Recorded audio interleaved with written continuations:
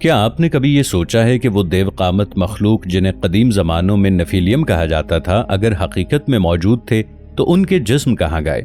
کیا وہ سب ختم ہو گئے یا کہیں چھپائے گئے؟ کئی تحقیقات بتاتی ہیں کہ دنیا کے دور دراز علاقوں میں عجیب و غریب ہڈیاں اور ڈھانچے دریافت ہوئے ہیں، لیکن ان کی رپورٹس یا تو غائب کر دی گئیں یا پھر قدرتی غلطی کا لیبل لگا کر دبا دی گئیں۔ مثال کے طور پر امریکہ کے ایک علاقے میں کھدائی کے دوران ایسے ڈھانچے ملے جن کے قد کا اندازہ 12 سے 15 فٹ کے درمیان تھا۔ مقامی اخبارات نے خبر چھاپی مگر کچھ ہی دنوں بعد وہ خبر اخباروں سے غائب کر دی گئی۔ کیا یہ محض اتفاق تھا یا پھر کسی کو یہ سچ چھپانا تھا؟ اب آئیے پیرو کی طرف۔ وہاں ایک ایسی لاش ملی جس کا سر لمبوترا اور آنکھوں کے ساکٹ انسانوں سے کئی گنا بڑے تھے۔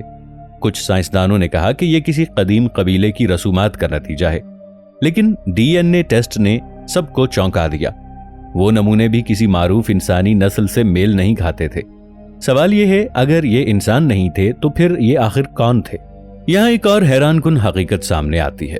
قدیم ڈھانچے اور عمارتیں جنہیں آج کی ٹیکنالوجی بھی سمجھنے سے قاصر ہے، مصر کے عظیم اہرام یا پھر لبنان کے بالبک کے وہ پتھر جن کا وزن ہزاروں ٹن ہے، عام انسان انہیں نہ کاٹ سکتا تھا اور نہ اٹھا سکتا تھا، تو پھر یہ آخر کس نے کیا؟ کیا یہ وہی دیو قامت مخلوق تھی جنہیں ہم نفیلیم کہتے ہیں؟ اور صرف یہ عمارتیں ہی نہیں، دنیا کے کئی حصوں میں ایسی کہانیاں بھی سننے کو ملتی ہیں کہ غاروں کے اندر دیو قامت سائے دیکھے گئے ہیں۔ کچھ ماہرین کہتے ہیں کہ یہ محض وہم ہے، مگر جو لوگ اپنی آنکھوں سے دیکھنے کا دعویٰ کرتے ہیں وہ اسے کسی خواب یا خیال کا حصہ نہیں مانتے۔ ان کے مطابق یہ مخلوق آج بھی زندہ ہے، مگر خود کو انسانوں سے چھپا کر رکھتی ہے۔ اب ایک اور چونکا دینے والی بات پر غور کریں۔ جدید سائنس نے حال ہی میں ایسے ڈی این اے کے ٹکڑے دریافت کیے ہیں جو نہ مکمل انسان سے تعلق رکھتے ہیں اور نہ کسی جانور سے۔ یہ نامعلوم جینیاتی مواد کہلاتے ہیں۔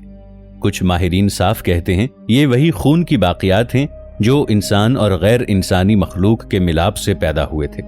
اگر یہ سچ ہے تو پھر نفیلیم محض ایک افسانہ نہیں بلکہ ایک واپس آئیں گے۔ کیا وہ پرانے دور کے دیو قامت جسموں کے ساتھ آئیں گے یا پھر جدید ٹیکنالوجی اور جینیاتی انجینئرنگ کے ذریعے ایک نئی شکل اختیار کریں گے؟ کچھ ماہرین کا کہنا ہے کہ وہ پہلے ہی واپس آ چکے ہیں، مگر انسان کے روپ میں، دنیا کے طاقتور ترین خاندانوں کے طور پر۔ تو پھر اگر یہ سب حقیقت ہے تو آنے والے وقت میں ہمیں کس چیز کے لیے تیار رہنا ہوگا؟ کیا ہم ایک ایسی دنیا میں داخل ہونے والے ہیں جہاں انسان زمین کا مالک نہیں رہے گا بلکہ صرف ایک مخلوق کے حکم کا تابع ہوگا؟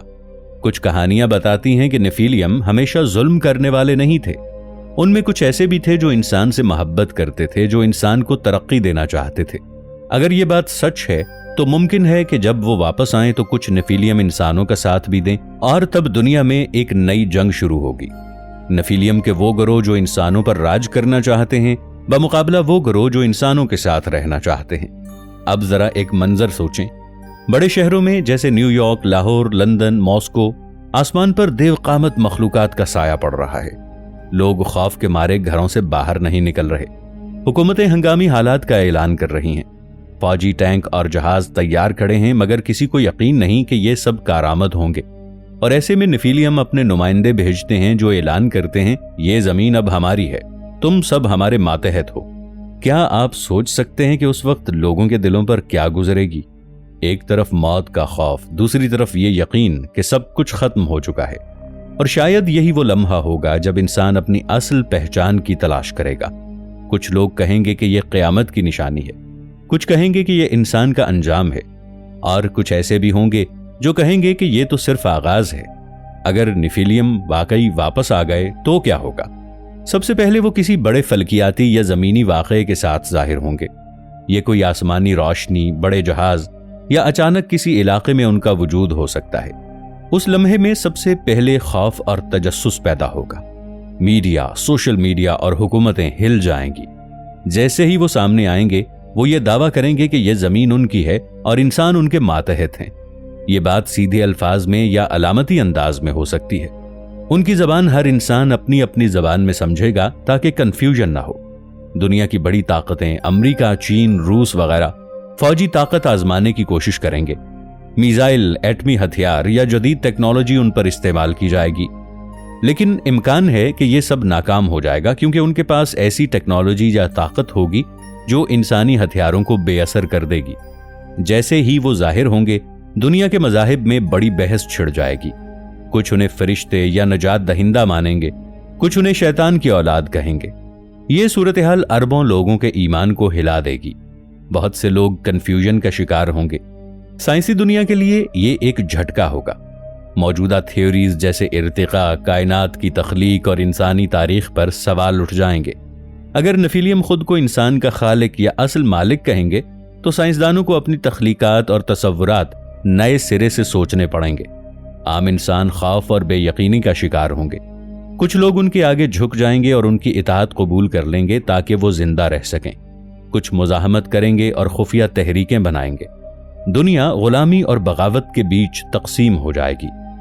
नेफिलियम मुमकिना तौर पर एक नया आलमी निज़ाम कायम करेंगे। पुरानी हुकूमतें ख़त्म हो जाएंगी या उनके मातहत चलेंगी। इंसानों से मेहनत ली जाएगी और वो अपने चुने हुए अफराद को खास इल्म और ताकत देंगे ताकि बाकियों पर वो हुकूमत कर सकें। जैसे ही गुलामी बढ़ेगी, कुछ लोग बगावत करेंगे। ये बगावत पहले छोटी होगी, फिर बड़े पैमाने पर हो सकती है। लेकिन नेफिलियम के खिलाफ लड़ाई आसान नहीं होगी, क्योंकि उनके पास ताकत भी है और इल्म भी। इसके बाद दो ही रास्ते होंगे, या तो इंसान मुकम्मल तौर पर उनके मातहत गुलाम बनकर रह जाएं, या फिर इंसान अपनी कुर्बानियों और इल्म के जरिए उनके खिलाफ कोई ऐसा राज तलाश करें जिससे उन्हें शिकस्त दे। लेकिन एक और इम्कान भी है। हो सकता है वो सब पहले ही हमारे दरमियान मौजूद हों और हम सिर्फ उनके जाहिर होने का इंतजार कर रहे हों। कुछ चेहरे जो हमारे इर्द गिर्द घूमते हैं, शायद वो इंसान ना हो बल्कि उन्हीं की औलाद हों। हो सकता है कि बड़े बड़े फैसले, जंगें और तरक्की दरअसल उन्हीं की मर्जी से हो रही हो, और हो सकता है ये वही दज्जाल हों जिनका हमें इंतजार है। अगर ऐसा है तो हम कब तक अंधे रहेंगे? कब तक ये सब एक राज की तरह छुपा रहेगा? इंसान ने हमेशा आजादी के लिए कुर्बानियां दी हैं, लेकिन क्या हम इस बार भी इतने मजबूत होंगे, या फिर ये कहानी हमेशा के लिए खत्म हो जाएगी और इंसान अपनी पहचान खो बैठेगा? ये फैसला वक्त करेगा, और वक्त हमेशा किसी का गुलाम नहीं रहा। शायद आने वाला कल ही सब कुछ जाहिर कर दे, और तब सच हम सबके सामने खड़ा होगा, चाहे हम इसके लिए तैयार हों या ना हों। आखिरकार सवाल सिर्फ एक रह जाएगा, क्या इंसान अपनी किस्मत का मालिक है या हमेशा से किसी और के खेल का मोहरा है? अगर वॉचर्स वाकई लौट आए तो हमारी आजादी सिर्फ एक ख्वाब रह जाएगी, या शायद यही लम्हा हमारी असल आजमाइश हो। फैसला इंसानियत को खुद करना होगा, झुकना है या लड़ना है। अगर आप इस वीडियो का पार्ट 4 देखना चाहते हैं तो जल्दी से कमेंट सेक्शन में पार्ट 4 लिख दीजिए। मिलेंगे ऐसी ही एक और इंटरेस्टिंग वीडियो के साथ। तब तक के लिए इफ टीवी की टीम को दीजिए इजाजत। अल्लाह निगहबान।